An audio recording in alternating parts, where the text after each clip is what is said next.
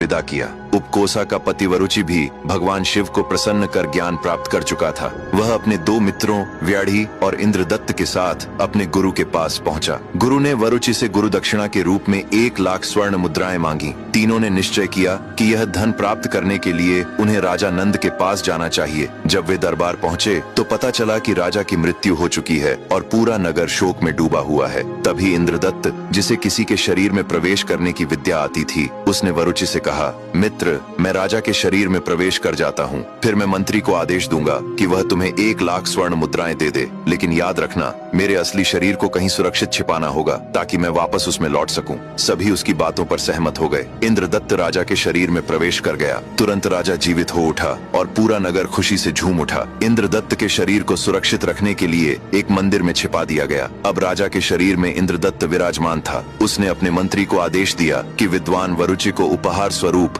1 लाख स्वर्ण मुद्राएं दी जाए। मंत्री अत्यंत बुद्धिमान था। उसे संदेह हो गया कि राजा के शरीर में किसी और का वास है, लेकिन राजा का पुत्र अभी छोटा था और राज्य शत्रुओं से घिरा हुआ था। इसलिए उसने निश्चय किया कि फिलहाल जो भी राजा के शरीर में है उसी को राजा बने रहने देना होगा। मंत्री ने सभी सैनिकों को आदेश दिया कि नगर में जितने भी मृत शरीर हों उन्हें तुरंत जला दिया जाए। व्याड़ी इंद्रदत्त के शरीर को एक मंदिर में लेकर छिपा था। उसे ढूंढकर अन्य शवों के साथ जला दिया गया। अब आगे की कहानी जानने के लिए देखिए अगला भाग।